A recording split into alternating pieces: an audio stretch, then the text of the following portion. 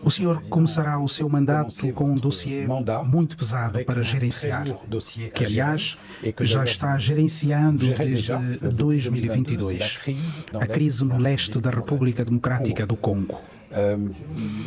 Ouvi o seu colega, o presidente do Burundi, e vários observadores dizerem que temem que esse conflito se transforme num conflito regional. Essa também é a sua preocupação? Isso é também algo que o senhor teme? De facto, eu vou me encontrar, tão logo assuma a presidência da União Africana, vou encontrar um conjunto de dossiês preocupantes que têm a ver com a segurança do nosso continente. Portanto, o nosso continente está a atravessar uma fase complicada de vários conflitos, terrorismo, mudanças inconstitucionais de regimes democráticos. E gostaria de destacar, para além deste, que acaba de citar, o conflito entre a RDC e o Ruanda, outros, nomeadamente a guerra no Sudão, conflito em Moçambique, em Cabo Delgado. Mas, falando especificamente deste conflito RDC-Ruanda, de facto existe o perigo de o mesmo se generalizar para os países vizinhos.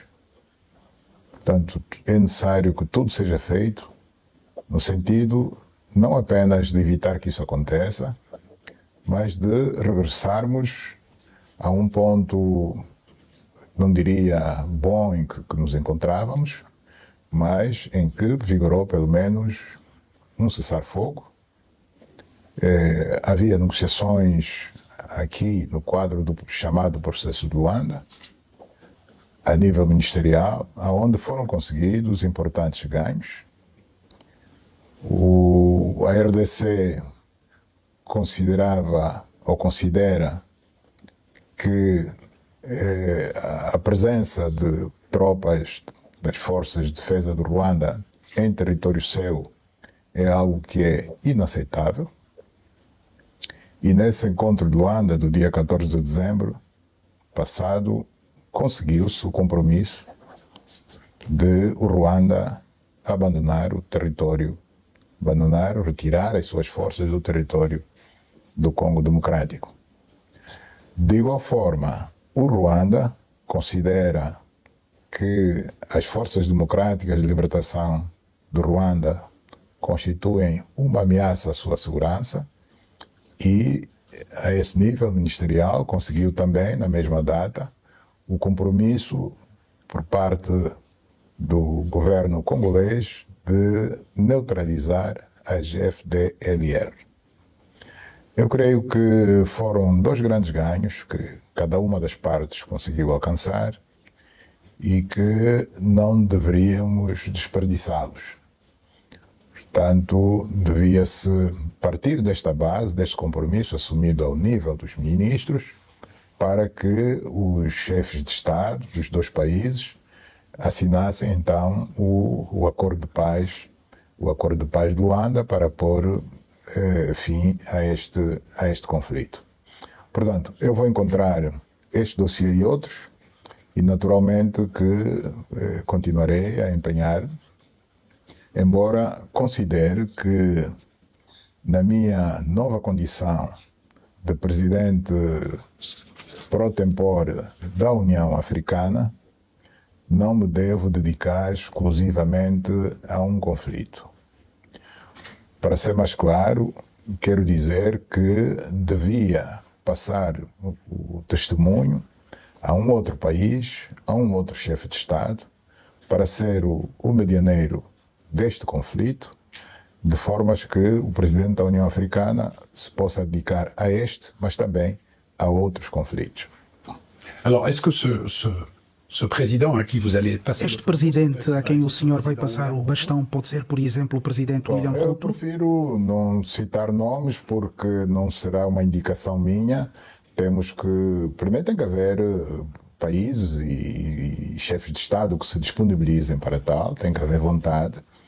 E a decisão, portanto, será tomada a nível da União Africana e nunca por uma simples indicação minha. Alors, il y a une chose qui est nouvelle. Há algo novo na posição de Angola. Pela primeira vez, disseram especificamente em comunicado que as tropas do Ruanda estavam na República Democrática do Congo e pediram a sua saída. Por quê? Du Congo. C'est nouveau, ça. Não é novo, porque as próprias autoridades ruandesas publicamente admitiram a presença das suas tropas em território da República Democrática do Congo, em mais do que uma ocasião. Para além das informações que nós temos, que as Nações Unidas têm, até de números estimados de quantos soldados ruandeses estarão em território congolês, o próprio chefe de Estado ruandês, portanto, publicamente, mais do que uma vez, ele próprio admitiu, sim, que tem tropas em solo congolês. Il a dit, je ne sais pas. Ele disse não saber disso à CNN numa entrevista. Digo eu, quando digo disse, ao longo do tempo. Não estou a me referir especificamente a uma entrevista que ele terá dado muito recentemente. Estou-me a referir a um passado recente. E a delegação ministerial ruandesa, ao aceitar assumir o compromisso a esse nível ministerial, estou-me a referir, da retirada das forças de defesa do Ruanda do território congolês, está a aceitar que elas estão lá. Caso contrário, nem seria assunto de conversa. Portanto, se diz, nós aceitamos, vocês congoleses assumem o compromisso de neutralizar as FDLR e o Ruanda assume o compromisso da retirada das suas forças de defesa. Portanto, isso é tão claro quanto a água, né? Alors, il y a un autre problème. Vous avez parlé de FDLR. O senhor falou sobre as FDLR, C'est le M20. mas há outro problema.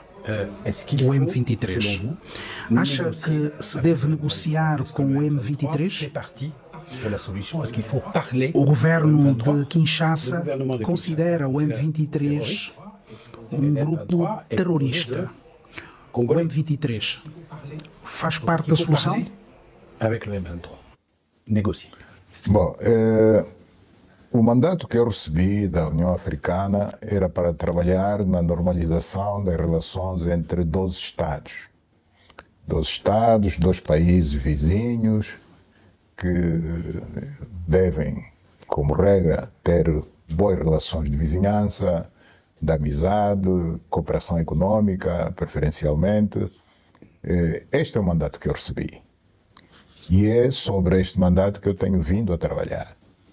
A nossa proposta de acordo de paz, portanto, que Angola apresentou às duas partes, assenta, portanto, na necessidade de alcançarmos este desiderato. É evidente que a questão do M23 também é para ser resolvida, só que o assunto M23 tem vindo a ser tratado no quadro de um outro processo, não do processo do Luanda, mas no chamado processo de Nairobi. As autoridades congolesas têm consciência, e nós temos dito, temos aconselhado o presidente Tshisekedi da necessidade de conversar com todas as partes em conflito, incluindo o M23, uma vez que eles são cidadãos congoleses. E temos dado o exemplo do nosso próprio caso, da Angola, que teve um conflito bastante prolongado e quando chegou o momento, tivemos que dialogar com todas as partes. Dialogamos com a parte externa, portanto, o país vizinho que nos estava a agredir, que na altura era o regime do apartheid da África do Sul, dialogamos com eles. Isso levou-nos a ter que falar também até com os americanos. Assinamos os chamados Acordos de Nova Iorque, para nos entendermos com a África do Sul, mas como tínhamos um movimento mais concretamente a UNITA, que acabava por ser parte do problema, nós tivemos de negociar internamente também com a UNITA. E este bom exemplo da Angola, portanto, tem sido reiteradas vezes lembrado ao presidente Tshisekedi de que mais tarde ou mais cedo não há como fugir a isso. Tratando-se de filhos da mesma pátria, vão ter que falar. Se falam no quadro do processo de Luanda ou no quadro do processo de Nairobi, isto é outra questão, mas em princípio o que está definido é que é no quadro do processo de Nairobi. Alors, Monsieur le Président, si vous demandez... Senhor Presidente, se o senhor pede a retirada das tropas do Ruanda, mas essas tropas não se retiram, o senhor seria favorável à imposição de sanções, visto que a República Democrática do Congo pede sanções contra o Ruanda? Como Presidente da União Africana, concordaria com o estabelecimento de sanções? Bom, eu não sou ainda presidente da União Africana, isso vai acontecer nos próximos dias, mas antes de se chegar a uma posição extrema como esta, de solicitar sanções, eu creio ainda haver espaço e oportunidade de se evitar que isso possa vir a acontecer e que voltemos à mesa das conversações para, neste caso já o mais alto nível, entre os chefes de Estado dos dois países, para a conclusão, podemos assim dizer, do Acordo de Paz de Luanda.